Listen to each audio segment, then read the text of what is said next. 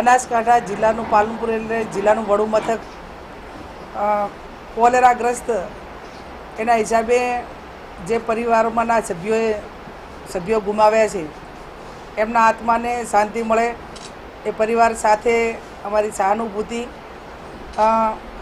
કયા કારણોસર મૃત્યુ થયા એ તો મેડિકલ રિપોર્ટ રીતે આવ્યો, પણ જે વહીવટીતંત્રને પીવાના પાણીના કારણે જ્યારે આવડી મોટી જે તકલીફ થઈ અને પરિવારના સભ્યો જેને ગુમાવવા પડ્યા છે એ ક્યાંક ને ક્યાંક એ ખામીઓને નજરઅંદાજ ન થાય, જે કલેક્ટરશ્રીને પણ વાત કરી છે અને એની પાછળ જે જવાબદારો હોય એ જવાબદારો પાછળ પગલાં લેવાય। સિવિલ હોસ્પિટલમાં જે એડમિટ છે એમને પૂરેપૂરી સારવાર મળે, એમની મુલાકાત પણ હું લેવાની છું। પણ આ દુઃખદ જે ઘટના છે એ ઘટનાના સમયે કોંગ્રેસ પાર્ટી અમે બધા જ એ તમામ પરિવારો સાથે છીએ અને એમના સુખ દુઃખમાં ભાગીદાર છીએ।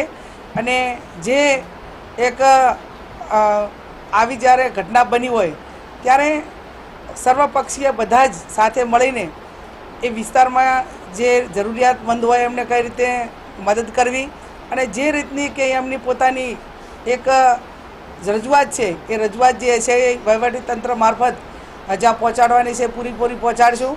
ફરી જે મૃત્યુ પામેલ જે આત્માઓ છે એ આત્માઓને શાંતિ આપો, એ પરિવારને દુઃખ સહન કરવા માટેની ભગવાન શક્તિ આપે અને અમે બધા જ પરિવારો સાથે છીએ। બસ આજે જ આમ તો જે રાજકોટનો અગ્નિકાંડ બન્યો એમાં આવતીકાલે અમે જવાના હતા, પણ સવારમાં જ ત્યાં એઆઈસીસીમાંથી ફોન આવ્યો। કાલે જે તમામ એમપીઓ નવા ચૂંટાયેલા છે એમની સાથેની ખડગેજીની મુલાકાત, રાહુલજીની મુલાકાત અને જે એક પાર્ટીની પ્રોસેસ પ્રમાણે જે બધી પ્રક્રિયા કરવાની છે એ આવતીકાલ કરવાની છે। એટલે આજ સાંજે જ હું તો મારે અમદાવાદથી જવાનું હતું, પણ થરાદ પણ સમાચાર લેવાના હતા ને પાલનપુર સિવિલ હોસ્પિટલમાં ત્યાં જવાનું હતું, એના કારણે કરીને આજે હું પાલનપુરથી રાજધાની ટ્રેનમાં દિલ્હી જવાની છું ને આવતીકાલ ત્યાં પહોંચવાની છું।